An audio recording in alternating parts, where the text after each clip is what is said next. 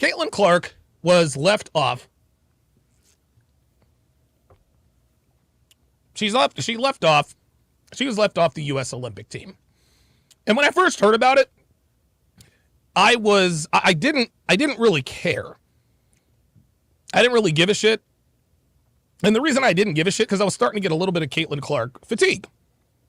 Right? We've been talking about Caitlyn Clark seemingly for the last year. Right? Her run at Iowa, got to the championship game 2 years in a row, lost to LSU, then lost to South Carolina, et cetera, et cetera. Miami J says, remember the Kratom Bar? Yes, sir. Yeah. I went with Miami J to the Kratom Bar out there in Wynwood. Anyway, so I didn't really. There are a lot of people that were outraged about the whole Caitlyn Clark situation, but I've got other stuff going on, right? And so I haven't had time to really pay attention to it. Yes, I watch ESPN and FS1 all the time, all day, every day. Even when I'm on here talking to you guys, I've got, you guys know me, like you guys have seen, I'm looking at 2, 3, 4, 5, 6, I'm looking at 7, 8 screens, right? I've got my news, my sports, it's going on everywhere, all day, every day, right? And so, so I ran across a YouTube video, came across a YouTube video of Stephen A saying, I stand by Caitlyn Clark. I was like, oh, okay. All right. Because, of course, remember the Kennedy Carter thing from a couple weeks back, right? Those in the know, we understood, yes, Caitlyn Clark is being targeted. She's being targeted because she's a straight, white female from the Midwest. She's literally everything the WNBA is not. And that is the reason why the WNBA has seemingly taken off. I think a lot of people, particularly persons of color, black people, I think they tend to forget that white people are still the majority in this country. We call ourselves minority. We call ourselves minorities for a reason. Black people, we call ourselves minorities for a reason. Well, because we are the minority here in the United States. You wouldn't know it. You wouldn't know it by looking at TV and social media, but yeah, guys like me, black men, we make up, 6% of the total U.S. population? Black women make up 7%, so that leaves, 13% of the human population? Right? And so it should come as no surprise that a straight white female from middle America drives the ratings. Because most people watching your product, WNBA, Kennedy Carter, Angel Reese, are white. And when white people see something that they can identify with, they're going to grab onto that. There's nothing other. This is the interesting thing. There's nothing really. How can I say this respectfully? Caitlyn Clark she does one thing very well, and she does the other thing almost as well. We all know she can shoot the three. Like, the bitch has NBA range. It's crazy. Logo threes were invented. Well, the term logo three really invented by Caitlyn Clark and her exploits. But Caitlyn Clark is actually a very, very good passer. She's almost as good a passer as she is a shooter. And so that's what makes her dynamic in the offense. That's what makes her really, once she gets it figured out, she'll be as unstoppable in the WNBA as she is Iowa. Maybe. So we all saw, so the point is I think a lot of black people who are defending the bullying, the initiation, the Chinea Gwumike's, the Andrea Carters, who else is a part of that? The Monica McNutts. What they seem to forget is they're in their defense of the WNBA's decision, or the National Basketball, to leave her off of Team USA. They tend to forget that most people who watch the WNBA don't look like her. Most people who watch the WNBA don't look like Monica McNutt, Chinea Gwumike, Andrea Carter. Most people that watch the WNBA are white. Of course, they are white. And black people have forgotten that we are the minority. That's why they don't, quote, feel like it's fair that this white girl is coming in stealing all the shine. Now, to anyone who disagrees, and listen, man, if you have a different opinion, I don't care. If you have a different opinion of this, that's fine. I'm not going to, as long as your opinion is genuine. As long as your opinion is genuine. Now, I've heard all of the arguments from all of the pundits about why it was the right thing for Caitlyn Clark to be left off the USA basketball team. One excuse I heard, well, they picked the 12 best players. You're not going to tell me that 42-year-old Diana Taurasi is one of the 12 best female players in the world. Not going to do it. You're not going to do it. I'm sorry. You're not going to do it. If this really is about meritocracy, according to them,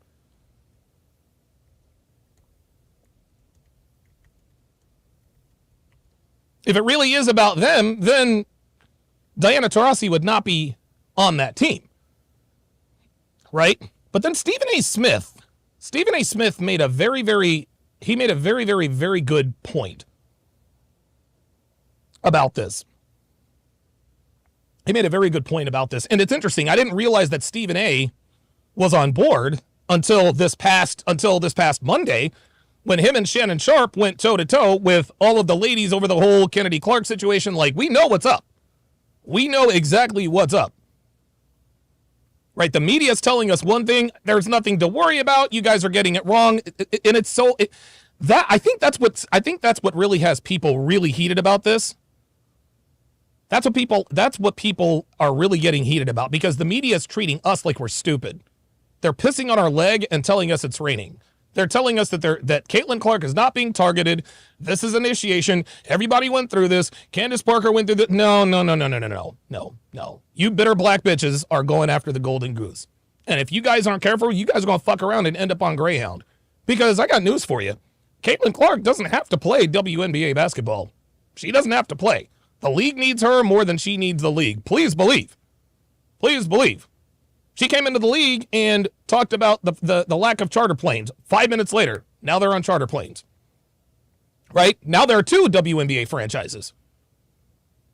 Charter planes, 2 new WNBA franchises. All of a sudden, I'm seeing Asia Wilson and Sabrina Ionescu and whoever the hell, and Sue Bird, who's as old as dirt, on commercials. All of a sudden, the Caitlyn Clark, I'm seeing Kelsey Plum on State Farm commercials. I'm seeing girls all over the place getting all that money. That is because of one person and one person only, and that is Caitlyn Clark. And these bitter black bitches can't stand it. They can't stand it. So what this tells me, this selection, and I'm going to put the women's Olympic team. Let's just go through this women's Olympic roster. So the first excuse is she's not deserving. She doesn't have merit. Well, maybe you're right. But let's go back to that first. She's not one of the 12 best players. Do you guys remember the 1992 Dream Team? Let me pull up the 1992 Dream Team. Just give me a second. Because I know a lot of you young bucks are probably not aware of the Dream Team. You guys are probably not aware. You guys probably have surface level knowledge of the Dream Team. I'm just going to try to Dream Team roster. Here we go. All right, we got images now. Okay, very good. Excellent. All right, let me bring this over here. So she is not one of the 12 best players. So let's take a look at this. So this is the 1992 Dream Team. This is actually incorrect, guys. This is actually incorrect because I'm looking at the Dream Team. Isaiah Thomas was not on the Dream Team. Isaiah Thomas was not on the Dream Team, my friend. And you want to know why? And listen, I know he wasn't on the Dream Team because that was the only way. Leaving Isaiah Thomas off of the Dream Team was the only way to make John Stockton feel comfortable and to get Jordan's cooperation. Michael Jordan hated Isaiah Thomas. So this picture is already false, number one. Number two, Shaquille O'Neal was not on the Dream Team. Shaquille O'Neal was not on the Dream Team. The two people missing, and guys, I just pulled this up. My basketball knowledge is awesome. Guess what? The two people missing on this incorrect poster are one Chris Mullin and Christian Laettner. What the hell is this? Come on, man. Really? Thank you. God damn, man. Right? So let's go back to that best player argument. Larry Bird was not one of the 12 best players in the world at that time. Larry Bird was at the end of his career. He had back problems. But guess what? They put him on the dream team anyway. You want to know why? Because of business. Because Larry Bird is marketable. Here's another guy they put on the dream team that probably wasn't a top 12 player. Chris Mullin. Chris Mullin was not one of the 12 best players in the NBA at that time. He absolutely was not. So, and here's the thing, guys. Team USA got it right with the dream team. Team USA got it right with the dream team. Because if you guys remember, we were winning all the games by like 30. We were winning all the games by like 30 and 40 points. Winning all the games by like 30 and 40 points. Here's another excuse. Here's another excuse that these bitter black bitches are using as an excuse to snub Caitlyn Clark. Molly Karam, I think, and Andrea Carter used the excuse, well, it's not Team USA's job to get ratings. Because that was Stephen A's argument. Stephen A's argument was like, look, man, she might not be one of the 12 best players in the world, but the 1992 Dream Team didn't have the 12 best players in the world, but they approved that team anyway. But then Stephen A said, but the reason why we know that wasn't the 12 best players in the world was because of marketing. We wanted to market. That's why we had Larry Bird on the team. That's why we had John Stockton on the team. That's why we had Christian Laettner on the team. If no John Stockton, no Larry Bird, no Christian Laettner on that team, guess what? We might not have Luka Doncic. We might not have Nikola Jokic. We might not have Manu Ginobili. We might not have had, regrettably, Darko Milicic, Victor Wembanyama. Guys, the NBA is littered. The NBA is littered with European stars because of the 1992 Barcelona games. You'll see so many players. Hedo Turkoglu, Tony Kukoc, Arvydas Sabonis, his son Domantas Sabonis. All of these foreign players so many of these foreign players will be like, yeah, man, I was living in Spain and, I saw Michael Jordan and Larry Bird and Charles Barkley dunking all everybody. That's when I decided I wanted to play basketball. That's when I decided I wanted to play basketball. And so for Molly Karam and Andrea Carter to disingenuously say, well, it's not United States basketball. They kept drawing parallels. They said United States basketball is different from the WNBA. Okay, that's very true. But you mean to tell me that David Stern didn't have any say in the 92 Dream Team? Okay, so USA basketball and the NBA are two different entities, just like the WNBA and female basketball. But we all know that David Stern had his fingers all over this team. David Stern was the former commissioner, God rest his soul. He was the commissioner before Adam Silver. Adam Silver was the deputy commissioner before he took the job. But we all know David Stern had his fingerprints all over this team. So for Andrea Carter and Molly Karam to act like ratings don't matter, that's disingenuous, because here's another thing. NBC is paying between $7 and $8 billion for the Olympics. You don't think they're worried about the ratings? You don't think they're worried about people watching? $7 to $8 billion with a B. But Andrea Carter and Molly Karam want to say, well, it's not their job to worry about the ratings. It's NBC's job to worry about the ratings. It's absolutely NBC's job to worry about the ratings. We all know this, guys. Like I said, they're pissing on our leg. They're pissing on our leg and telling us it's raining. And people have had enough. People have had enough. So all of a sudden now it's not the marketing responsibility. Well, take a look at your screen, guys. Take a look at your screen. This is absolutely about marketing and politics. And then, of course, now she's been named a reserve. She's been named a reserve on the team. You want to know why she's been named as reserve on the team? Because the WNBA knows that the future of the WNBA, in large part, depends upon Caitlyn Clark. And if you're going to leave your biggest star, whether she is the best player or not, off of your roster, you are missing out on an opportunity. Yes, yes, and Apollo also makes a very good point. Let's talk about some of the players. Let's talk about some of the players that were actually on this squad. 12 best players. Meritocracy, huh? Like I said, Larry Bird, end of his career, back issues, back surgeries.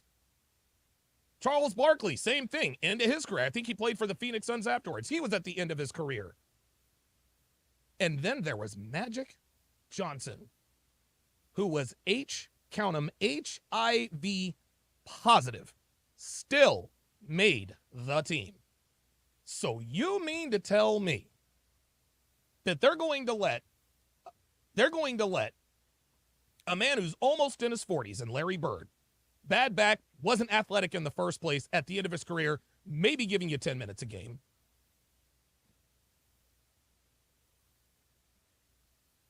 A Charles Barkley at the end of his career. You leave off Isaiah Thomas, and oh, by the way, the guy with the biggest smile has HIV.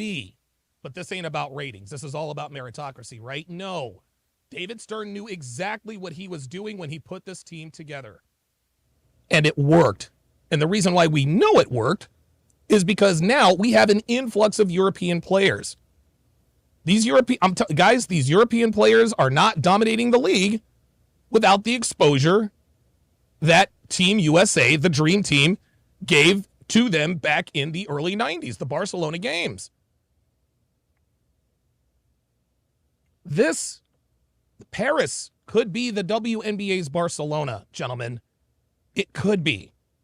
But because of the pettiness, because of the bitchiness, because of the jealousy, because she's a fucking white girl, because she's not a scissor kicker, because she's white, she's not a scissor kicker, she has a boyfriend.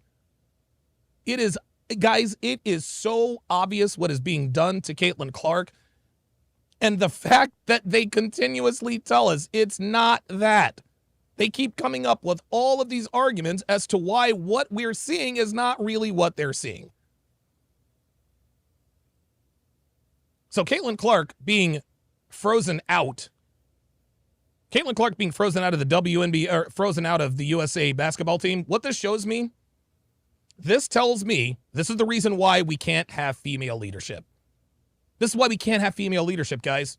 The 5 women, one of which included Dawn Staley, there were 5 women that made this decision. Of course they're going to leave Caitlyn Clark off, because women are governed by their emotions. Men were governed by the facts. And if the WNBA doesn't hire a man to get women's basketball, WNBA, USA basketball, I don't give a fuck. They need a man in charge of that whole entity, because the women right now are fucking pissing it away. So much so that even though there's been the Caitlyn Clark influx, the WNBA still stands to lose 50, count them, $50 million. A lot of you guys have called it the welfare league. That's exactly what it is. The WNBA has not been profitable for 27 years. This is year 28. And they're about to be not profitable again, even with Caitlyn Clark. Yet they still want to shit on Caitlyn Clark. Then we got dumb bitches like Angel Reese out here talking about, well, people watch because of me too. No, Angel. The only reason why we know who you are is because you were the first ratchet to troll Caitlyn Clark on the court. That's the only reason why. Angel Reese, you ain't special. You can't shoot like Caitlyn. People don't follow you like Caitlyn. You're a ratchet. You're a hair hat wearing, Mr. Snuffleupagus eyelash wearing thought. Just like all the rest of them. Let's just call a spade, y'all. Let's just call a spade a fucking spade. A disproportionate amount of women in the WNBA are just fucking ratchet. You saw Kennedy Carter, what she looked like? Looked like a goddamn man. Looked like a goddamn man. The coach for the Minnesota Lynx has been a Caitlyn Clark hater forever. Literally walks like a scissor kicker. She is. We are all about scissor kicker culture, blah, blah, blah, blah, blah, blah, blah, blah, blah.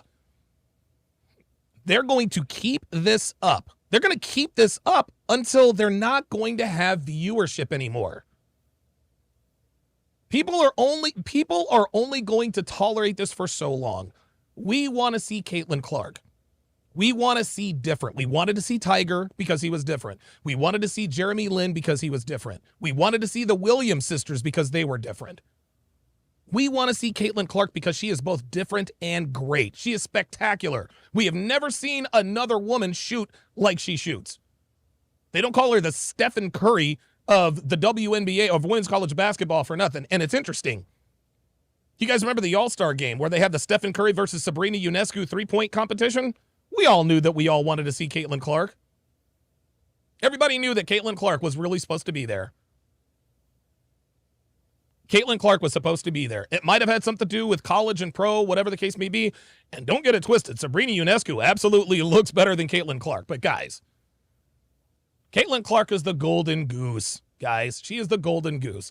And the bottom line here, and I'll wrap it up with this.